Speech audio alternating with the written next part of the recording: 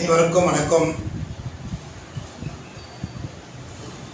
நான் காட்பாடியிலிருந்து அரிதா துரை YouTube channel மூலமாக தங்களிடம் சில முக்கிய தகவல்களை, குறிப்பாக குலதெய்வ வழிபாடு எந்த அளவுக்கு நம் குடும்பத்துக்கு முக்கியமானது என்பதை தெளிவுபடுத்த விரும்புகின்றேன். சற்றேறக்குறைய 50 ஆண்டுகளுக்கு முன்னால் குலதெய்வ வழிபாடு என்பது எல்லோர் வீட்டிலும் நடைமுறை வழக்கமாக பெற்றோர்களின் ஆசையுடன் குடும்பமாக செய்து வந்தார்கள் என்பது உண்மை. அப்போது அவர்கள் வாழ்ந்த வாழ்க்கை முறைக்கும் தற்போது நாம் வாழ்ந்து கொண்டிருக்கும் வாழ்க்கை முறைக்கும் நிறைய வேறுபாடுகள் வந்துவிட்டது. காரணம், நாம் குலதெய்வத்தை சரியான முறையில் வழிபாடு செய்யாத காரணத்தாலும், சில அவசர செயல்பாடின் காரணமாக நாம் தவிர்த்துவிட்ட காரணத்தாலும் இன்று உலகமெங்கும் மக்கள் பல இன்னல்களுக்கு ஆளாகி வந்து கொண்டிருக்கிறார்கள் என்பது மறுக்க முடியாத உண்மை. ஆகவே குலதெய்வம் என்பது நம்முடைய முன்னோர்கள் தான் குலதெய்வம், தனியாக தெய்வம் என்பது அல்ல.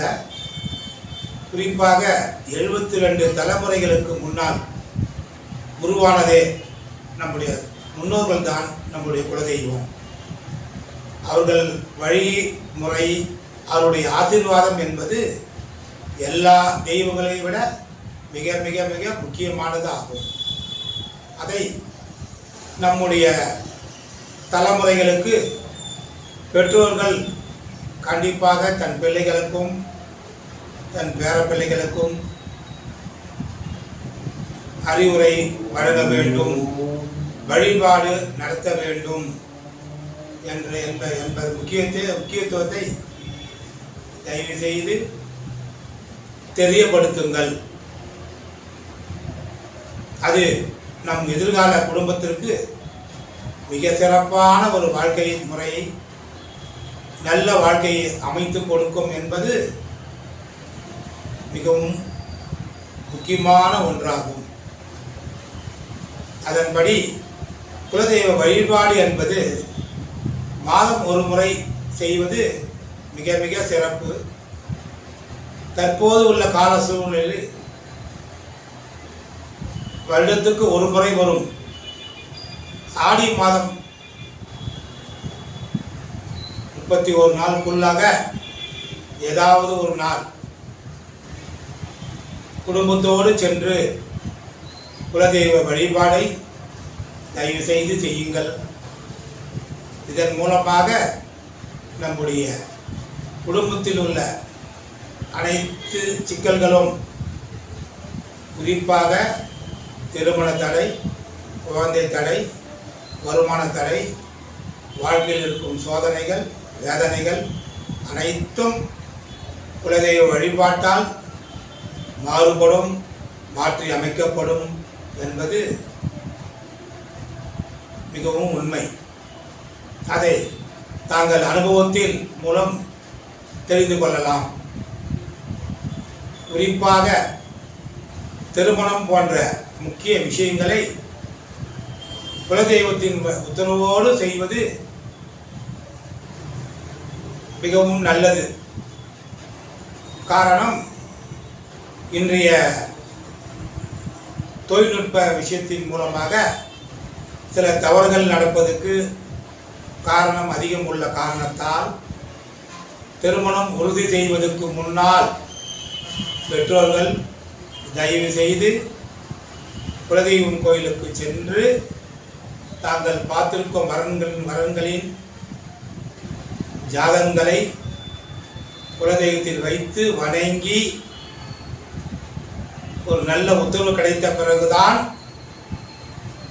நீங்கள் நிச்சயதார்த்தம் அல்லது கல்யாண தேதியை முடிவு செய்ய வேண்டும். அப்படி செய்யும் திருமணங்கள் நன்றாகவும் இருக்கும் என்பது நடைமுறை உண்மை. அதேபோல் தன் வம்சத்தில் உருவான குழந்தைகளுக்கு மொட்டை அடிப்பதும் காது குத்துவதும் நம்முடைய அவரவருடைய குலதெய்வத்தின் கோயில்களில் சென்று முதல் காணிக்கை குலதெய்வ காணிக்கையாக இருப்பது அந்த பிள்ளைகளின் எதிர்காலம் மிக சிறப்பாக அமைய வழிகாட்டும் என்பதை மறந்து விடாதீர்கள்.